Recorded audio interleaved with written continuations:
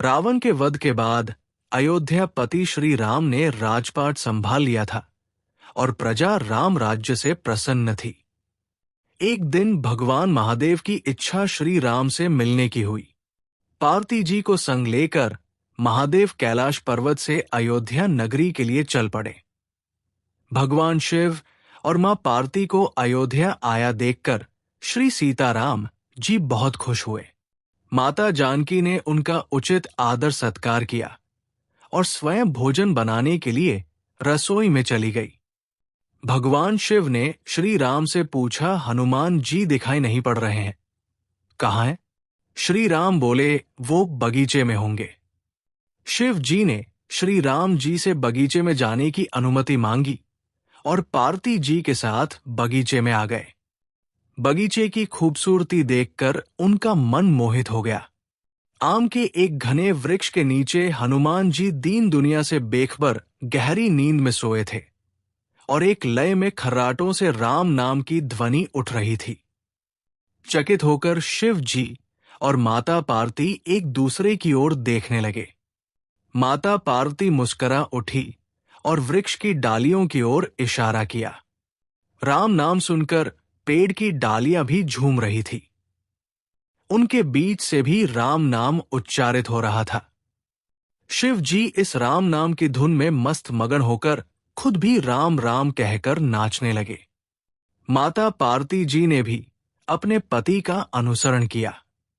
भक्ति में भरकर उनके पांव भी थिरकने लगे। शिव जी और पार्वती जी के नृत्य से ऐसी झनकार उठी कि स्वर्गलोक के देवतागण भी आकर्षित होकर बगीचे में आ गए और राम नाम की धुन में सभी मस्त हो गए।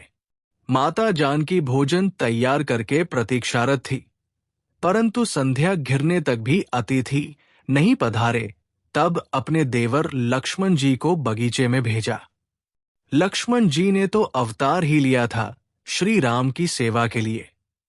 आत बगीचे में आकर जब उन्होंने धरती पर स्वर्ग का नजारा देखा तो खुद भी राम नाम की धुन में झूम उठे। महल में माता जानकी परेशान हो रही थी कि अभी तक भोजन ग्रहण करने कोई भी क्यों नहीं आया। उन्होंने श्री राम से कहा, भोजन ठंडा हो रहा है, चलिए वहीं जाकर बगीचे में से सभी को बुला लाएं। जब सीता राम जी बगीचे में गए तो वहां राम नाम की धूम मची हुई थी। हनुमान जी गहरी नींद में सोए हुए थे और उनके खर्राटों से अभी तक राम नाम निकल रहा था। श्री सिया राम भाव विह्वल हो उठे। श्री राम जी ने हनुमान जी को नींद से जगाया और प्रेम से उनकी तरफ निहारने लगे। प्रभु को आया देख हनुमान जी शीघ्रता से उठ खड़े हुए। नृत्य का माहौल भंग हो गया। शिव जी खुले कंठ से हनुमान जी की राम भक्ति की सराहना करने लगे। हनुमान जी सकुचाए, लेकिन मन ही मन खुश हो रहे थे। श्री सिया राम जी ने भोजन करने का आग्रह भगवान शिव से किया। सभी लोग महल में भोजन करने के लिए चल पड़े। माता जानकी भोजन परोसने लगी। हनुमान जी को भी श्री राम जी ने पंक्ति में बैठने का आदेश दिया। हनुमान जी बैठ तो गए, परंतु आदत ऐसी थी कि श्री राम के भोजन के उपरांत ही सभी भोजन करते थे। आज श्री राम के आदेश से पहले भोजन करना पड़ रहा था।